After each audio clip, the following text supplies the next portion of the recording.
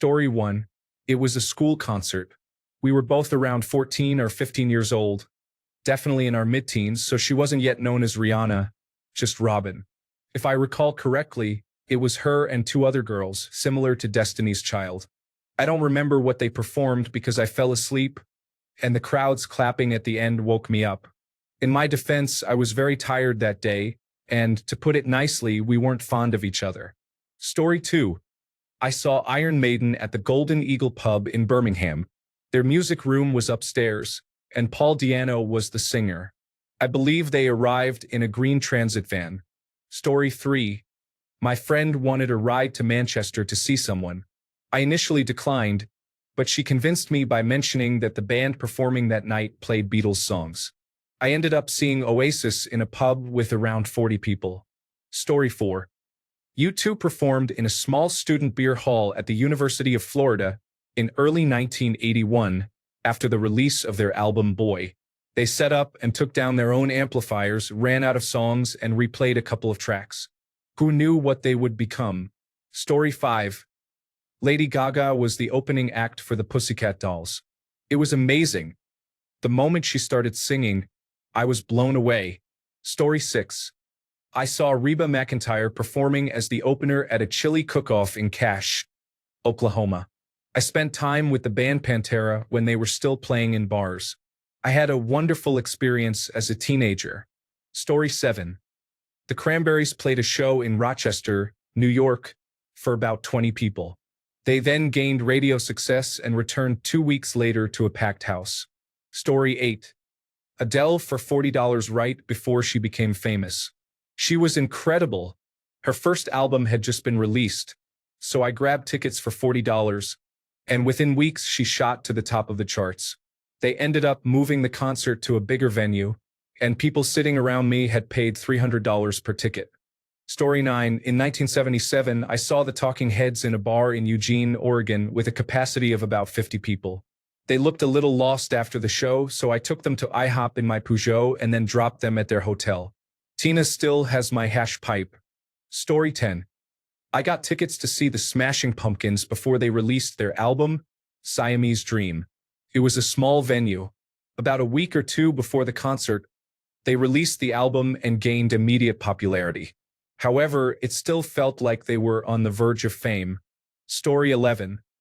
I saw Phoebe Bridgers at a 500-person show in 2018 in Chapel Roan in early 2023. I can't afford to see them now. Story 12. Springsteen and Bon Jovi on the boardwalk in New Jersey. I also saw Cheap Trick lose a battle of the bands to the Carpenters in Cherry Valley, Illinois. Story 13. Depeche Mode. I saw them once or twice before the album Violator was released, then 3 more times. They are still my most seen band in concert. I don't have my ticket stubs and had to look it up. Story 14. I can't remember who they opened for, but I saw AC/DC when Angus could legitimately wear that schoolboy outfit. It was around 1974 in Melbourne. Story 15. Amy Winehouse was relatively unknown when Rehab was released. They had to move the event to a larger venue. I was fortunate enough to have second-row seats. Story 16. Opening for Aerosmith, and Blue Oyster Cult.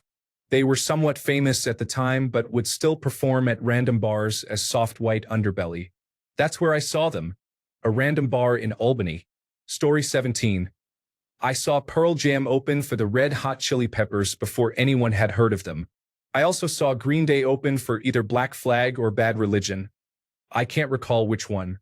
Story 18. I saw Billie Eilish in Seattle in 2018 before she became popular. There were approximately 150 people in the audience. Story 19. I saw the Avett Brothers perform in a bar in Milwaukee. I met the band. They are very chill guys.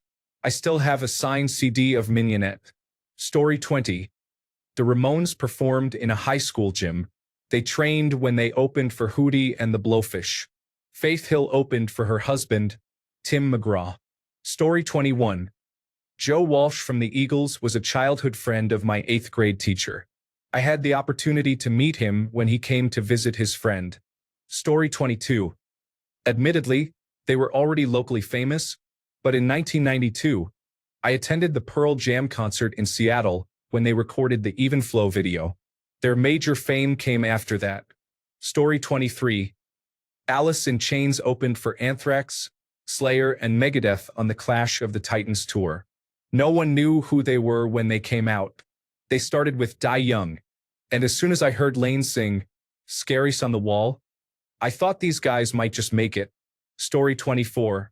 The first time I saw the Killers was in a tiny bar in Toronto, and the tickets were about $20 back in the early 2000s. Their first album was out, but it was before Mr. Brightside and their explosion in popularity. Story 25. 9 Inch Nails promoted Pretty Hate Machine in a small club in Charlotte, North Carolina. It was one of the best concerts I have ever attended. Story 26. I saw Slipknot when they opened for Sevendust before their first album was released. The entire set was pure chaos. Story 27. Amy Winehouse performed in a converted church venue in Glasgow shortly after the release of her album, Frank.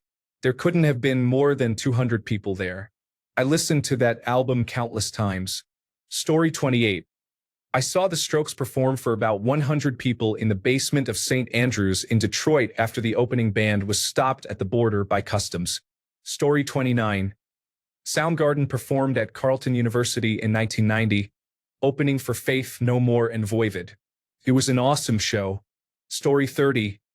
I used to watch the Amity Affliction perform small shows for a couple of hundred people.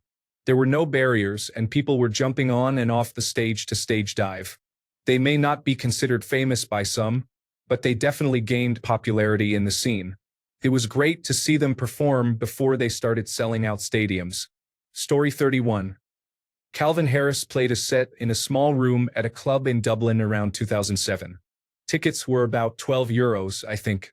This was before he became a superstar DJ. Story 32. INXS performed at the Pickled Parrot Room in the Gladesville Hotel, Sydney. They had just released their first album. Story 33. I saw Portugal. The Man opened for Fall of Troy at Bottom of the Hill in San Francisco. Bottom of the Hill is a small but impressive venue. They had their own lighting technician on stage who would flip several switches to match the music. This was around the time of M80 the Wolf, and they gained widespread popularity with Feel It Still many years later. Story 34. Childish Gambino performed at a venue with approximately 100 to 150 attendees. The first half of the set featured Donald Glover's stand-up comedy, while the second half showcased Childish Gambino's music. At the time, the only album he had released was the Fall EP. Story 35. Not a concert, but I did see Taylor Swift signing free CDs at a Walmart in Franklin, Tennessee, in 2005. I didn't take one because I had no clue who she was. Story 36. Taylor Swift. I saw her at a fair where she opened for Tim McGraw for $20. I couldn't even see her concert at the movie theater for $20. Story 37. When I was 13, I used a fake identification to get into a bar to see some bands that my friend's older brother liked. The second band had an outrageous shirtless lead singer who screamed and thrashed on stage and occasionally punched a fan. They had a strange name too, Black Flag. Story 38. Not quite an exact answer, but I saw Sabrina Carpenter in one of the 2 performances of Mean Girls. She did on Broadway before they shut all the shows down due to COVID-19. She was known then but not a household name like she is now. Story 39. Sarah Bareilles opened for Aqualung in May 2007, right before Love Song took off. She played solo with an electric piano, and Gravity was the most beautiful song I had ever heard. Story 40. I saw JK from Jamiroquai before he had ever released a record. He had just signed to Acid Jazz, which put out his first 2 singles before he signed a huge multi-album deal with Sony. He was performing solo with backing tapes as the support act for another acid jazz band, though I forget which one. I think it was either Mother Earth or the James Taylor Quartet. You could hear he had something special. Story 41. The Gaslight Anthem. I attended their album release show for the 59 Sound at a record store in Edison, New Jersey. Story 42. My mom got tickets for about $12 each for my sisters and me. Taylor had half of the Washington State basketball stadium blocked off and stayed afterward to meet and thank fans. She mentioned having a high school test to take later and performed an acoustic guitar cover of Rihanna's Umbrella. We didn't stay afterward to wait in line to meet her because it was a school night. Story 43. It is not that exciting for me since I am not even a fan, but I saw Halsey open for Imagine Dragons a long time ago. Story 44. Ages ago, I saw a musician named Mika perform at the Troubadour in Los Angeles. The opening act was a girl at a keyboard. I remember thinking she wasn't particularly great and her songs seemed vaguely homophobic, so I went to get another drink. Years later, the friend I was with made a comment about seeing Katy Perry at the venue. I had never connected it, but that song ended up being You Are So Gay from her debut album, and I realized she hadn't yet released I Kissed a Girl. It has been wild to see her career ever since. Story 45. Tracy Chapman performed less than 3 weeks after she released her first album. Sarah McLachlan toured for her first album. However, I missed the opportunity to see Lenny Kravitz because he seemed like just some nobody with a famous girlfriend.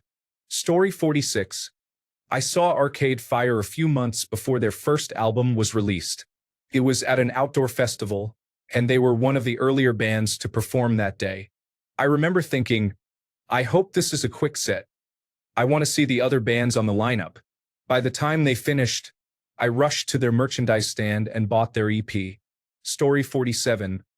I saw Frank Turner in a basement the first time he came to the United States. There were about 50 people there. I had beers with him. Story 48. Sometime between 1987 and 1989, my then-husband took me to Ruth Eckerd Hall in Clearwater, Florida, to hear Don McLean. Before he came on, a skinny, blonde young man pushed a huge piano out on stage and proceeded to absolutely impress everyone. He was great and hilariously funny as well. When he finally stopped, he thanked everyone for the thunderstorm of applause and then said, "My name is Harry Connick Jr. You haven't heard of me yet, but you will. Let me tell you, the concert was over for me at that point. I don't even remember Don McLean, but I will never forget Harry Connick Jr." Story 49. NoFX performed at an otherwise all-local hardcore festival in New Orleans. There were 10 bands, likely in 1986. They joined the lineup at the last minute and were still a trio at the time, with just a 7-inch record released. The crowd loved them. Another noteworthy aspect was that this was the debut performance of thrash legends Exhorder. Story 50. Limp Bizkit opened for Korn in 1997. They handed out demo tapes after their performance and gained popularity a couple of years later. Also, Deftones has many current fans who may not know that there were 2 great albums released before White Pony. Story 51. I saw Skillet when they were performing on a small side stage at a Christian music festival similar to Woodstock called Atlanta Fest. Story 52. Sugarland was popular for a time. I saw them in a bar in Kenosha, Wisconsin, for $20 right after they had their first hit. Up close, Jennifer Nettles looks good. And she can really sing, too. Story 53. We performed on the same lineup as Kate Nash, who is well known enough to qualify at a bar in Shoreditch. Her drummer borrowed our drummer's cymbals without asking, and they nearly had a fight. It's a big no. Story 54. Red Hot Chili Peppers performed in the Round Theater in Anaheim, California, in the early 1980s. No Doubt played at Fullerton College in Fullerton, California, in the mid to late 1980s. I recently saw both bands co-headlining at the Large Fire Relief concert in Los Angeles. Story 55. I saw Incubus at a small venue on South Street in Philadelphia called the Pontiac Grill. They hadn't even released their album Science yet, but opened the show with the lead track from that album. I had never heard it before and was blown away. Earlier, Brandon walked across the street to Lorenzo's for pizza while we were waiting in line to get in. He smiled and waved at us, asking if we were all there to see the show. He seemed genuinely surprised and happy to see fans. I also saw Deftones at the Khyber. It was an incredible show. Story 56. I saw Katy Perry perform at the Vans Warped Tour before her songs I Kissed a Girl and Hot and Cold became popular. I had never heard of her, So I stood there mostly wondering why the woman on stage was wearing a full-body strawberry costume. Story 57. Saw Mudvayne at a small club the day before their album LD 50-inch was released. They stayed after the show and signed copies of the CD booklets for fans since they did not have any albums or shirts to sell at the event. Story 58. The Cranberries were performing at a small club in Temple Bar, Dublin, called the Rock Garden. I was there because my girlfriend's brother's band was also playing that night. They were fantastic, and we had drinks with them afterwards. Dolores was lovely. Rest in peace. Story 59. I saw Nickelback at a venue that holds about 250 people. They were just starting to gain airplay on Canadian pop radio, so they were on the rise but nowhere near their peak. Story 60. I saw the Red Hot Chili Peppers at an all-ages show in a nightclub in Palo Alto with about 30 people in the audience. They were the opening act for Fishbone, who was more popular and, to be honest, better at that time. They performed wearing only socks, strategically placed, of course. Story 61. I saw the Byrds as part of a group of local San Diego bands at a venue called the Land of a Thousand Dances in the mid-1960s. Tickets were around $8. Story 62. Matchbox 20 performed at a small venue called Water Street Music Hall, which holds 1,000 people. My boyfriend at the time was the sound engineer for a band called Officer Friendly, who opened for Matchbox 20, I believe in 1996 or 1997. Story 63. I saw Girl in Red perform at a small Norwegian festival in 2018. She had only released a few songs by that time. The performance was excellent. Story 64. I saw Lady Gaga perform for around 45 people in Boston. She was with a band called Semi-Precious Weapons. I saw the National play for a crowd of about 20 people in Boston. They opened for Creeper Lagoon and the performance felt awkward, as the singer just stared at the floor. I watched the Killers perform for a crowd of 50 people at a dance night in Boston. I enjoyed their songs, and they gained significant popularity a few months later. I saw Kid Rock perform at the Warped Tour in either 1996 or 1997. No one seemed to pay much attention to his antics. Story 65.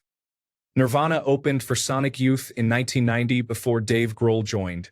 Soundgarden performed in a unique Texas bar in 1989. Green Day played at a Hollywood bar in 1991. Hole performed at a candy store in Hollywood in 1990. Story 66. I saw Architects in a small club in Calgary as a supporting act for the Holly Springs disaster. I couldn't imagine how big they would become. Story 67. Limp Bizkit, Stained, System of a Down, and Disturbed were all opening acts I saw, along with Static X. In the 1990s, I typically saw many up-and-coming metal acts a few years before they became popular.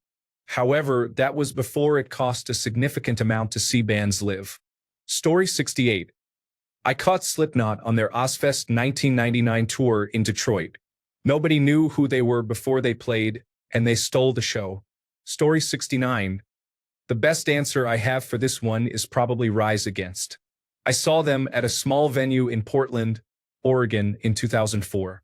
There were about 200 people in attendance, and there was no security, so I climbed on stage at one point to rock out with the band for a moment. It was a great time. Story 70. Rem opened for the Police when they were still relatively unknown. The Police were quite popular at the time. 311 performed at a small club in Virginia with about 12 other people. Story 71. I saw Avenged Sevenfold in 2004, and My Chemical Romance was the opening band. They hadn't gained popularity at that point, and I thought they were terrible, so I chose to sit in the lobby area while they played. Story 72. Lucky me, I didn't take long at all. I was there as they assembled the rocket and hauled it to the launch pad. Justin still feels like the new guy to me. Story 73. Social Distortion, The Cult, Suicidal Tendencies, Jane's Addiction, Tool, Godsmack, Skrillex, Skinny Puppy, 9 Inch Nails, Megadeth, and Sublime. Story 74. Slipknot was popular when I saw them, but not famous. They performed on the small stage at Ozfest. Story 75. I saw Paramore in early 2005 before their first album was released. That is probably the most notable experience I have. I have seen some bands in dive bars or house shows that later went on to sell out venues with 5,000 person capacities, such as Gaslight Anthem, although they did not achieve the same level of fame as Paramore. Story 76. I had a friend visiting from out of town, and he wanted to go to the Whiskey in Hollywood to see some live music. The band played, and as they were about to perform their last song, Gwen announced that this would be their final concert for a while because they were going into the studio to record their first album. Story 77. In 1989, the Inspiral Carpets performed at the Caribbean Club in Ipswich, supported by a band from Norwich called Busty. A bit of an altercation broke out. It turns out one of the roadies for the Carpets was none other than Noel Gallagher, so technically I didn't see him or Oasis before their fame, but there was definitely a glimpse of the attitude to come. Story 78. Papa Roach was always at the bottom of the hill in San Francisco, to the point that we would avoid them. Story 79. Sleeping with Sirens opened for Black Veil Brides. Both bands were relatively unknown at the time. They played at a small venue with a capacity of 150 people. After the show, Sleeping with Sirens played music in their van and asked for gas money to make it to their next performance. Story 80. Revolution. I was dating a girl in Santa Barbara who knew them. They would come over to her house and play acoustic music with me a few times. Story 81. I saw U2 when they first toured the United States in a tiny auditorium. I also saw the Replacements and Husker Du in bars. Story 82. Phoebe Bridgers performed as the opening act for Conor Oberst at the Pomona Glass House, and I saw Julian Baker faint on the floor. Story 83. I saw TLC open for Jodeci, Boyz II Men, and MC Hammer around 1992. At that time, I believe TLC only had one hit. Story 84. Howie Day performed at Tremont Music Hall in Charlotte, North Carolina. He opened for a band called Jump Little Children and outperformed them. Story 85. I saw Churches for $20 at a small club when The Bones of What We Believe first came out. It is still one of my favorite shows. Story 86. Keith Urban on what I believe was his very first tour. I saw him one night and was so impressed that we drove to his show the next night in a small-town arena in Alberta, with probably no more than 1,000 people in attendance. Story 87. I saw the Killers open for a band called Ambulance Limited at the Double Door in Chicago, which has a capacity of approximately 400 to 500 people. Story 88. I saw the news about Linkin Park's singer performing with her band, Dead Sarah. They opened for Chevelle and put on a great show. I didn't know a single song. Story 89. I was in Nashville for a work event, and since my wife had accompanied me, she convinced me to attend a live taping of the television show Nashville Now. The young, relatively unknown artist featured that day was Alan Jackson. I recently saw him for a second time on his retirement tour. Story 90. I went to see Acid Bath in Baton Rouge decades ago. They were opening for a band I had never heard of, Marilyn Manson.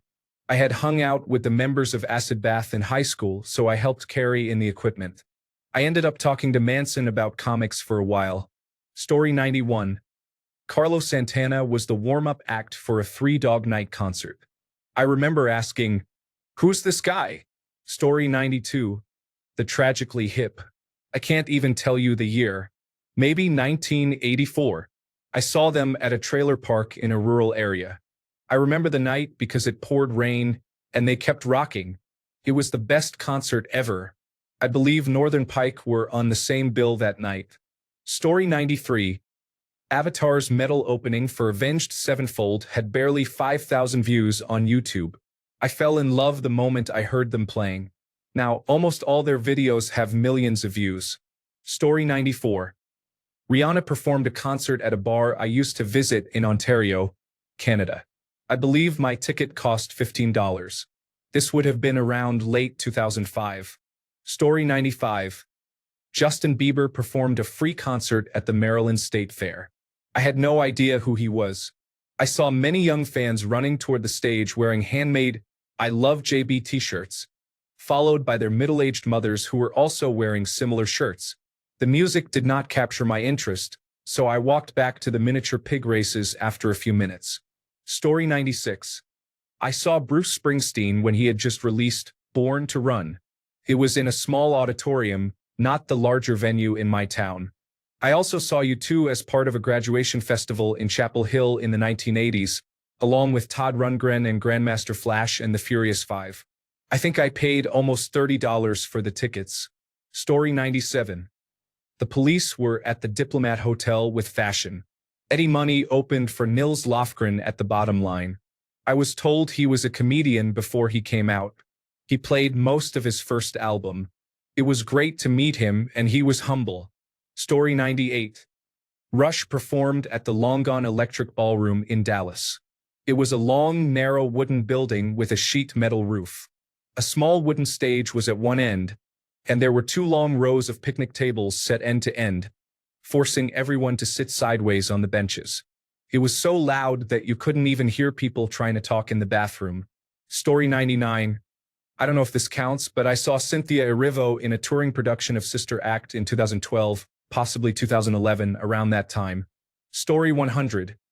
Bruce Springsteen performed at an outdoor concert in Amherst, Massachusetts, around 1974.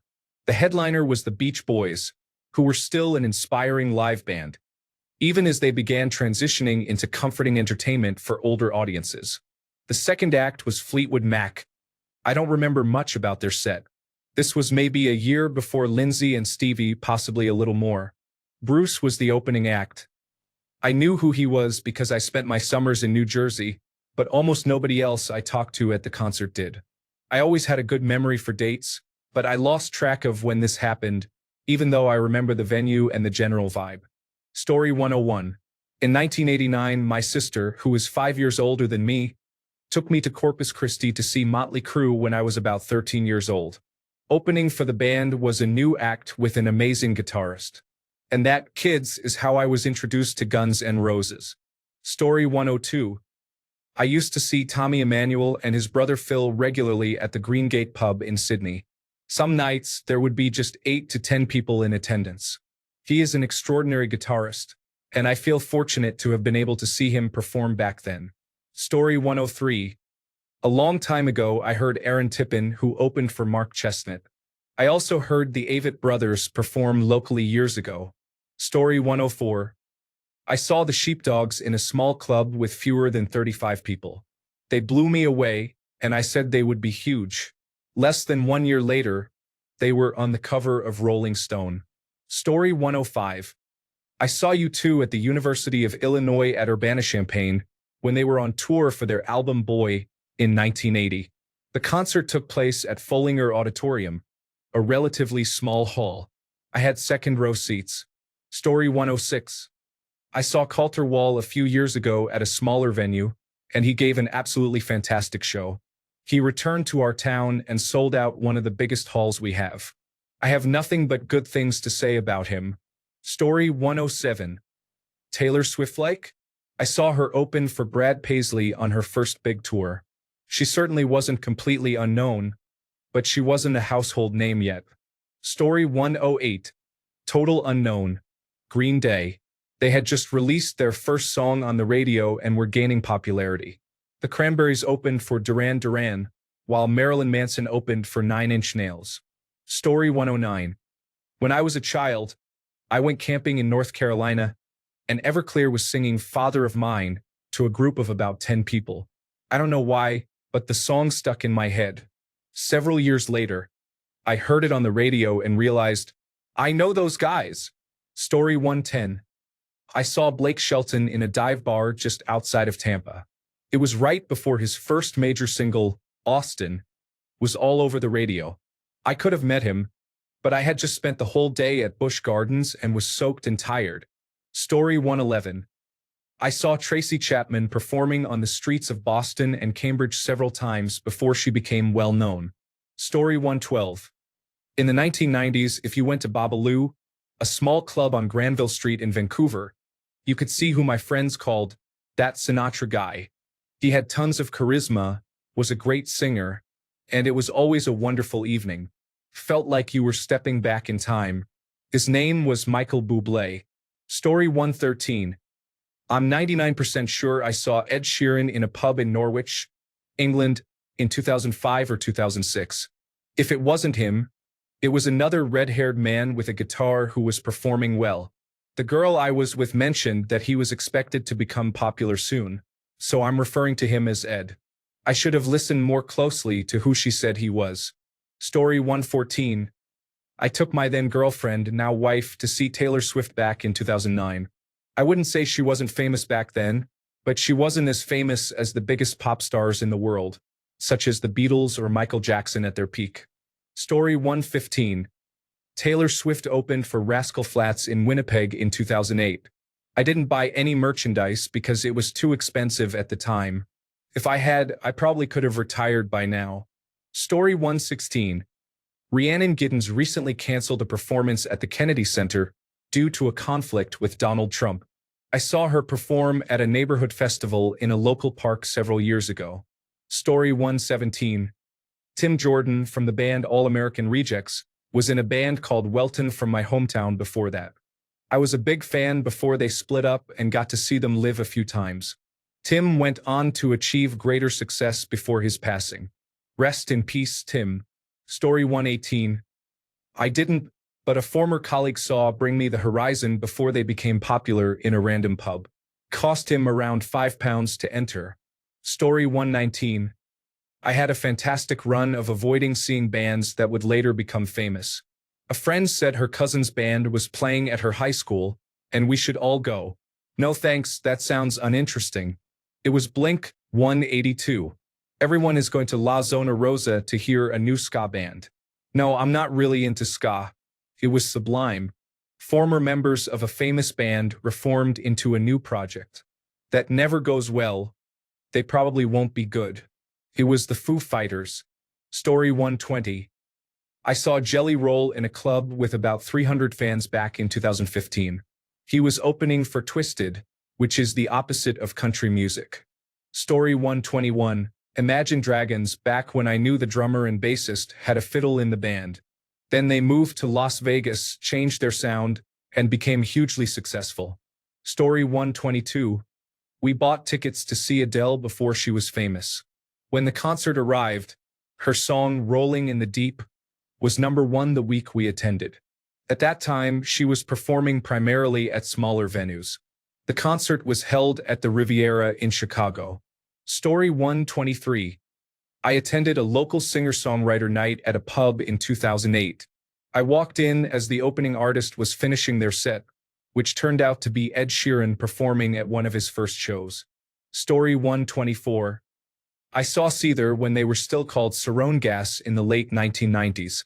It was in a quiet seaside town in South Africa, in the middle of the week, on a school night, performing in the local primary school's assembly hall. Story 125. I saw Dropkick Murphys at the Tune-In in New Haven, Connecticut, in 1998. More interesting, but not my story, is that the band that played at my dad's high school prom in 1969 was fronted by a 19 or 20-year-old Billy Joel. Story 126. Taylor Swift during the Speak Now tour. She was already significant, but that was before she transitioned to pop music and became the cultural phenomenon she is today. Story 127. Blues Travelers were active in the mid to late 1980s, performing at high school dances in and around Princeton, New Jersey. Dave Matthews was also performing in the Virginia collegiate bar scene during that time. Story 128. This is a lower level of fame, as few outside Canada will know about this band. There was a band in my hometown of Saskatoon, Saskatchewan, called the Northern Pikes, which played at the Freshie Week dance at my high school when I was in grade 9. By grade 12, they had released a couple of major label records, featuring a national hit song. The height of their career was likely opening for Duran Duran and David Bowie on Bowie's Glass Spider Tour concert in Toronto during that time. Story 129. I saw Radiohead open for Belly. It was their first tour in the United States, so technically, I guess they were somewhat famous, but they hadn't become widely popular yet. Story 130. Oasis. I saw them in a small local club when they released their first single. My friends and I wanted to see a show. I thought, oh yeah, they are the ones who play that song on the radio. They were very good live. Story 131. Portugal. The man played at a venue I was visiting in Portland. I remember asking a bartender who the band was, and they said, "I don't know. Ask them yourself." So I did. They were nice guys, and I'm glad they made it big. Story 132. I saw In Flames in 2000 with Dream Theater and Skin Lab on the Clayman tour. They were big in the metal scene, but this was before Reroute to Remain and The Quiet Place, so they weren't known at all outside that circle yet. It was an awesome show. Story 133. I saw the band around 2017. They weren't small then, but definitely not where they are now. I never liked their music. I went with a date who had a spare ticket, found $200 on the ground, and left early. I regret that. It was really inconsiderate of me. Story 134. Rage Against the Machine had a low-key appearance in the early 1990s at an anti-Nazi League event with Billy Bragg, Censor, and a few other small bands in Brixton, London. Story 135. Shakira. It feels a bit unfair because she was already popular in Latin America, but no one in the United States knew who she was. Story 136. Billy Joel opened for the Beach Boys at the University of British Columbia War Memorial Gymnasium in Vancouver. I don't remember the year, but it was in the early 1970s. He was impressive. Story 137. I went to see MXPX perform at a small theater. I had never heard of the opening band, but I remember being very impressed by their catchy songs, and the singer really engaged with the crowd. After the show, I was behind the venue as that band was loading their equipment into their van. I told the guitarist that I enjoyed their set, and he seemed really happy and thanked me. 2 years later, Good Charlotte was everywhere. Story 138. A French rapper named Vault participated in a rap battle and won. A few years later, he became famous nationally. I wanted to talk to him after the show, but a friend advised against it. Sometimes you shouldn't listen to your friends. Story 139. Evanescence was playing a couple of hours away at a small venue. I couldn't drive yet and didn't have any friends who could and wanted to go. Thankfully, my dad offered to take me. I'm sure he would have been miserable, but he would have endured it for my sake. I became really interested in the band because I was writing for a site that covered comics and film, and they had been announced as part of the upcoming Daredevil soundtrack. This was still months away, and was going to coincide with the release of their big debut album, Fallen.